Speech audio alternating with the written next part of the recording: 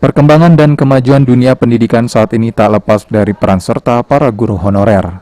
Meski ketimpangan upah cukup signifikan jika dibandingkan dengan guru PNS, hal tersebut tak menyurutkan keinginan mereka para guru honorer dalam memberikan pendidikan terbaik bagi putra-putri penerus bangsa.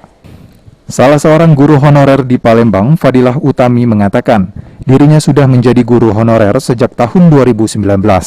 Dengan mengajarkan mata pelajaran pendidikan agama Islam, Fadilah mendapatkan kebahagiaan tersendiri ketika berprofesi sebagai guru meski dengan status honorer. Bahkan, tak pernah terlintas di benaknya untuk mencapai profesi selain guru. Bukan tanpa alasan, menjadi guru merupakan cita-cita dirinya semenjak kecil dan terlepas dari upah yang minim.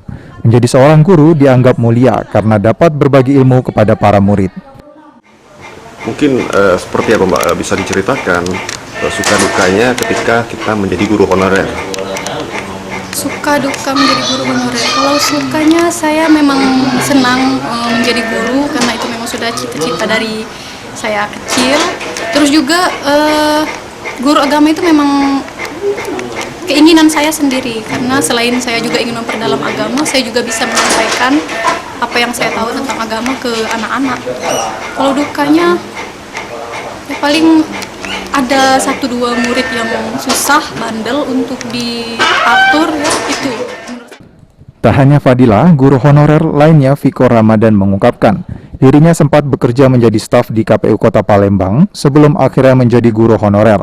Selain karena keinginan dan jiwanya lebih cenderung ke dunia pendidikan, berprofesi sebagai guru merupakan dorongan dari orang tua.